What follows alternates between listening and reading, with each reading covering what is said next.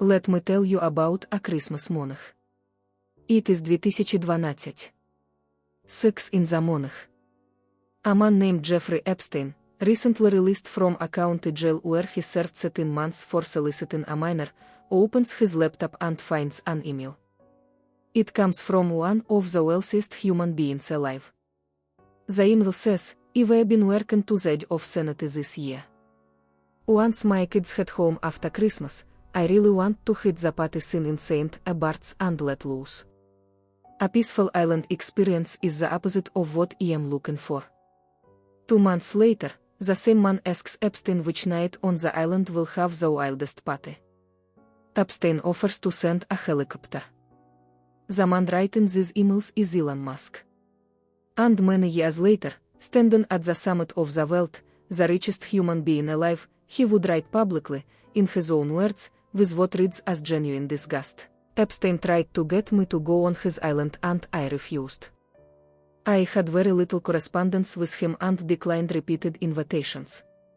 He was lying. But he was not alone. The Edge is a phenomenon in European literature, and Andrakhovich wrote about it often, though he called it by different names in different books. The phenomenon of the beautiful lie that everyone agrees to maintain. The lie that holds civilization together not despite its falseness, but because of it. We build our cathedrals on it. We write our constitutions on top of it. We teach it to our children and call it history.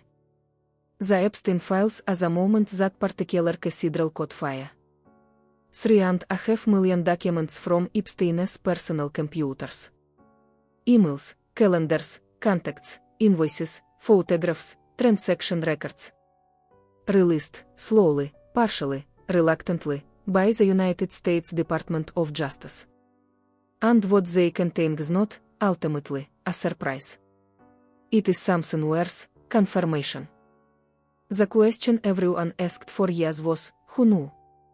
The answer, it turns out, is, almost everyone. Bill Gates. Elon Musk.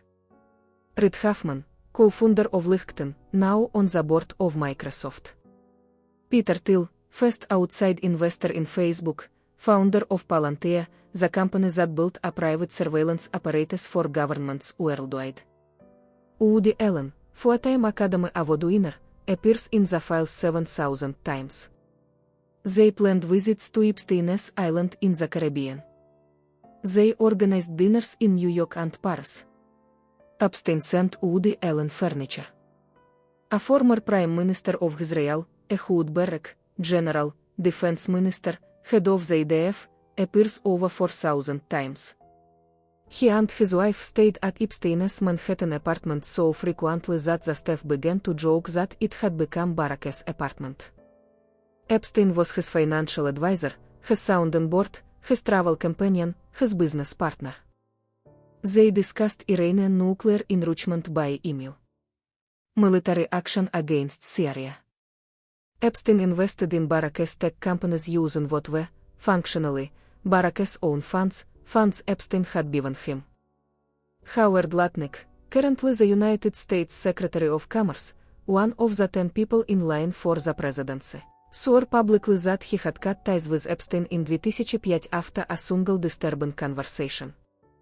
The files show him vacationing on Epstein's Island with his wife and children in 2012. They show him doing business together. Their emails continue until 2018. Higgs, today, advising the President of the United States on matters of American industry. Peter Asher, celebrity doctor, best-selling author, television presence, investor in protein supplement companies. The man who has made a career explaining to the upper middle class how to live forever, appears in the files nearly 2,000 times. In 2015, he wrote to Epstein, "The biggest problem with being friends with you is that the life you lead is so outrageous, yet I can't tell a soul." He would later claim that a 2018 investigative article repulsed and nauseated him and ended their friendship. His emails to Epstein continued until the spring of 2019, asking how he was holding up under the press attention, making sure he wasn't taken since to Ehud. Kathryn Ruemmler, former White House counsel under Barack Obama, now chief legal officer at Goldman Sachs, one of the most powerful lawyers on earth, is in the files dozens of times. Epstein arranged for her to fly on his plane, visit his island. He sent her gifts worth tens of thousands of dollars. She sent kiss emojis. She's the person whose entire career was built on the premise of ethical legal judgment. Jess Staley, former CEO of Barclays Bank, former head of investment banking at JP Morgan Chase. During his time at JP Morgan, he was Epstein's chief defender inside the bank, overriding colleagues' objections at least 4 times over 5 years. The bank ultimately processed over $1 billion in transactions for Epstein before paying $290 million to settle a lawsuit from almost 200 of his victims. In their private emails, Staley and Epstein exchanged messages about a young woman dressed as Snow White. A civil victim, identified only as Jane Doe Odin, alleged Staley told her he had Epstein's permission to do whatever he wanted. Staley has never been charged. Now let me tell you about the world Epstein was building while everyone looked the other way. In 2011, a scientific advisor to Bill Gates introduced Epstein to a 23-year-old named Christopher Poole. Poole was already famous, or infamous, as the founder of 4chan, which he had started at 15. 2 days after meeting Epstein, 4chan opened its most consequential board, politically incorrect. It would become, within a few years, the primary incubator of the American far right, the ideological origin point for white nationalism, mass shootings, and the aesthetic language of what would eventually become the MAGA movement. Epstein's advisor had written to him, introducing Poole, the potential for manipulation is huge. Steve Bannon, the man who arguably did more than anyone else to build the intellectual framework of that movement, appears in the Epstein files nearly 2,000 times. They were not casual acquaintances. They were, by any honest reading, close. After meeting in 2017, they texted constantly. Bannon recorded dozens of hours of interviews to help rehabilitate Epstein's image. He told him, "You're engaging. You're not threatening. You don't look at all creepy." In April 2019, Bannon wrote to Epstein, "We must counter the narrative that says we traffic in female children to be used by the world's most powerful, richest man." On the day Epstein was arrested, the last day of his freedom, they were texting about a breakfast meeting they were planning to continue their collaboration. The last message read, "All cancelled. Here is a scene that the files reveal and that the government insists is not there." Epstein was not merely a socialite with criminal tendencies. He was, by any structurally honest reading, an intelligence asset, or something functionally indistinguishable from one. Consider the biography. He gets his first job, for which he had no credentials, through the father of a future U.S. Attorney General, a man who had recently left the OSS, the spy organization that preceded the CIA.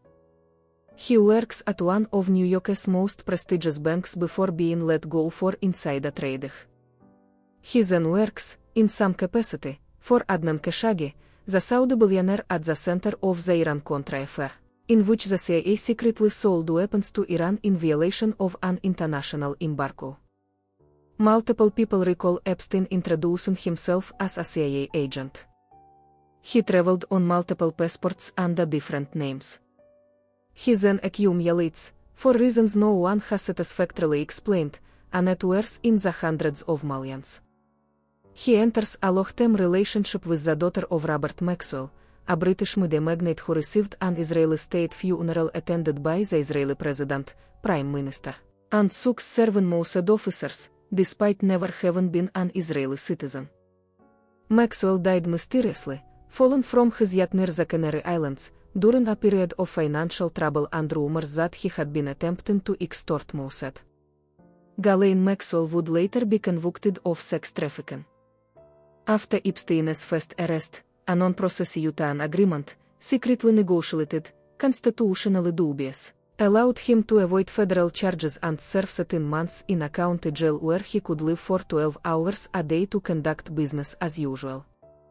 Multiple law enforcement sources have since said they were told not to pursue the case further, that Epstein was important. After his second arrest, he was found dead in his cell. The forensic evidence was, to put it gently, inconsistent with suicide. No investigation was completed. No co-conspirators were charged.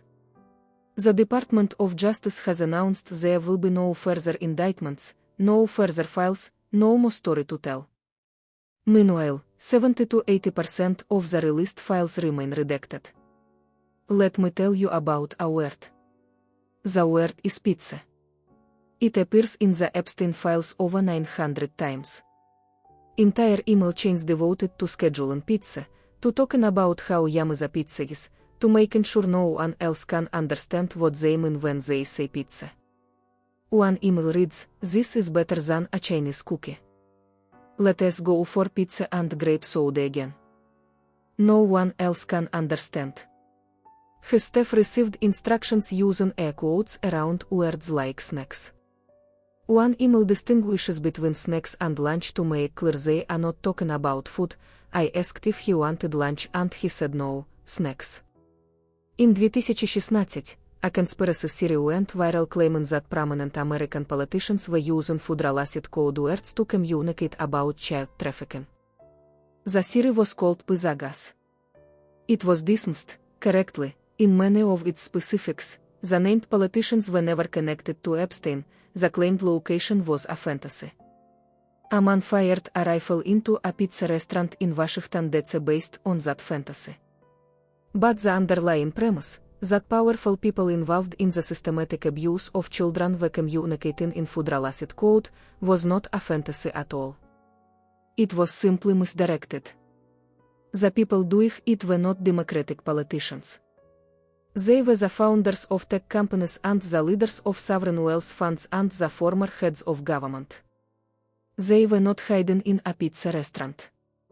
They were flying each other to a private island on a Boeing 727. There are 14,6 terabytes of material the FBI classified as obscene. There are dozens of folders labeled child sexual abuse material, not scanned. A sitting US congressman emerged from a classified briefing and said he had seen evidence of crimes against girls as young as 9. In 2016, Epstein received an email with 3 images attached, one labeled girls, one labeled age 11. Sultan Ahmed bin Sulayem, CEO of DP World, which handles roughly 10% of the world's shipping traffic, wrote to Epstein from jail about a torture video he had enjoyed. He helped Epstein purchase an island through a shell company in Sulayem's name because Epstein, as a registered sex offender, had been denied the purchase himself. In 2014, someone wrote to Epstein, "Thank you for a fun night. Your littlest girl was a little naughty. I keep thinking about something Milan Kundera wrote, that the struggle against power is the struggle of memory against forgetting. And I think about what it means that this story will not die, despite everything designed to kill it.